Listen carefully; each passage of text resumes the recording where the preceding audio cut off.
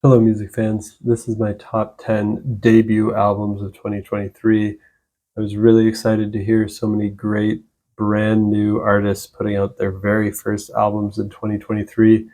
If this is the quality of debut albums that we had, I think the future of music is in good hands. I hope to see all these artists continue and make amazing follow-up albums and continue to have strong careers. So let's start with number 10, which is Empire State Bastard and Rivers of Heresy.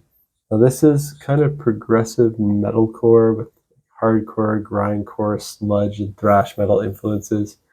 It's the debut album by this group, founded by two members of the band, Biffy Clyro, and they also got Dave Lombardo from Slayer on drums, and he's always a beast. So it's not really like a young band. These are all very experienced musicians, but it's their first time releasing an album under this particular project name. This album is very intense, brutal, and weird at the same time. The musicianship, creativity, and performances here are stellar. Number 9 is Dominic Sanderson with Impermanence. This is progressive rock with alternative and jazz influences, and it's the debut album by this artist from the UK. For fans of Steven Wilson and King Crimson, it ends with a great 20-minute prog epic. So check it out if that sounds appealing to you. Number 8 is another experienced musician, Einar Solberg. This is his debut solo album called 16. It's progressive pop rock with metal, art rock, and symphonic influences. He's the member of the Norwegian progressive rock and metal band Leprous. He's the singer. His voice is unique, high-pitched, and it's a bit of an acquired taste. But once you acquire it, he's truly an amazing vocalist. My favorite tracks on here are Home, which is my favorite, Splitting the Soul, Grotto, and Over the Top. He features a lot of other great artists on this album, like Ben Levin from Bent Knee, Isan from Emperor, and many more.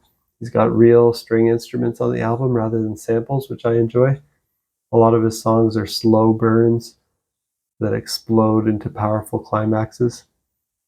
I was definitely surprised to hear some rap vocals in the track featuring Ben Levin, and even more surprised that I actually enjoyed it, because I don't usually like rap that much. At least lately. I liked it for a bit when I was like 13. But yeah, it was actually a really good song. Everything on here is great. So check out this album 16 from Einar Solberg. Number 7 is The Anchoret with It All Began With Loneliness. This is progressive metal, the debut album by this Canadian band. Great lead and rhythm guitar playing, great compositions, mostly clean vocals, some harsh vocals, lots of jazz influences on here too, as well as metal.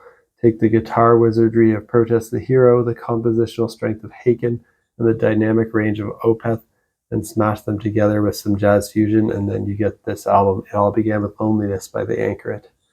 Number 6, Enoch Root with Delusion. This is progressive rock with alternative influences. It's the debut album by this American band for fans of The Deer Hunter. The guitar solo in Duplicity, which is my favorite track on the album, reminds me more of Haken though. Check out Enoch Root Delusion. Number 5 is Temic with Terror Management Theory. This is progressive metal. The debut album. This is a super group again, so more experienced members. It features Eric Gillette from the Neil Morris Band on guitars and backing vocals, Diego Tejeda, formerly of Haken, on keyboards, Frederick Bergerson of Marathon on vocals, and Simon Sandness of Shining and Archetype on drums. Fans of Dream Theater, but the songs here are also more accessible and catchy. Number 4 is Tri-Top with Rise of Cassandra. This is progressive rock, the debut album by this Italian band. Even though they formed way back in 2006, it's their first album. It starts with a 13-minute title track and ends with a 24-minute prog epic called The Sacred Law of Retribution.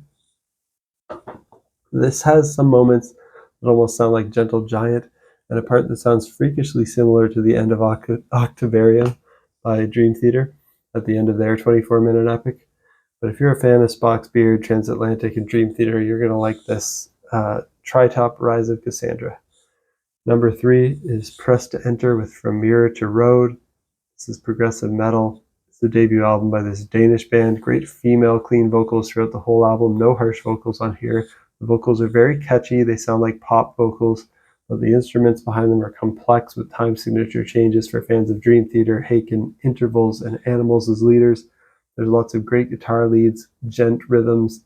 I think fans of Sorted Pink will like this because they have a similar pop female vocal sound over djent style prog metal.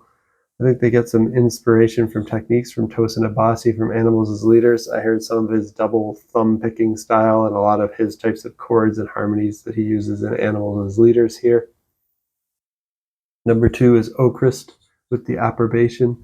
This is progressive metal, debut album by this Norwegian band.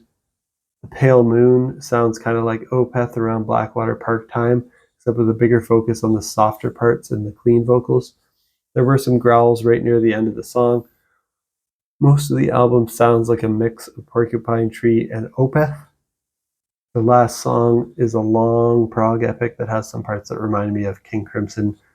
It's a really strong debut. It cements this as a band that I will follow every release going forward. My favorite track is Arcane Clouds. And then number 1 debut album of the year is No Spoon with their album Opus, another progressive metal album. They're an American band for fans of Dream Theater, Haken, and Devin Townsend. I really hope to see their popularity blow up because my mind was blown at how amazing this album is.